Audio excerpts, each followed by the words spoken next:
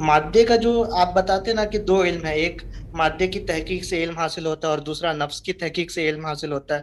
یہ جو نفس کی تحقیق سے یہ جو علم حاصل ہوتا ہے یہ تو مادے کا علم ہی لگتا ہے، کیونکہ جو نفسیات کا علم ہے، سائیکولوجسٹ اس کو مطلب نیورون سے لنک کر کے ساری چیزیں بتاتی ہے، اور کوئی نفسی بیماری ہو جاتی ہے تو ہم مادے کا ایک ٹیبلٹ دیتے ہیں اور اس کو ٹھیک کر دیتے ہیں۔ تو یہ اس کا نفسی نفس کا حقیقت سمجھ میں نہیں آ رہی ہے، تو تھوڑا سا اس کو واضح کر دیں۔ شکریہ۔ جزاک اللہ۔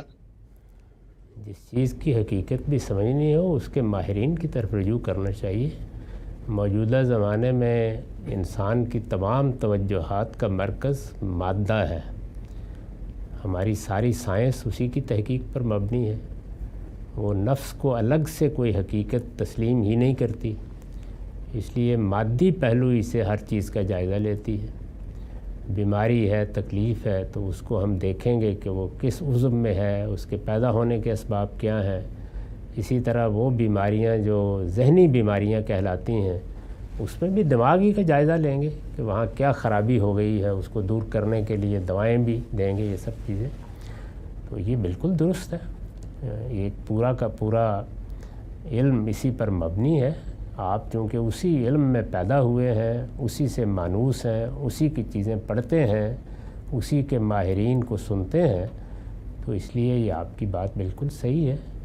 لیکن نفسی علم اپنی جگہ موجود ہے، اور نفسی علم اصل میں اس شخصیت کا علم ہے جو آپ کے اندر سے بول رہی ہے، وہ نہ محض ذہن ہے نہ محض جسم ہے۔ ذہن تو جسمی کا ایک ظہور ہے، وہ اصل شخصیت جس کو جب آپ تحلیل اور تجزیے سے گزارتے ہیں تو اس سے بھی علم حاصل ہوتا ہے۔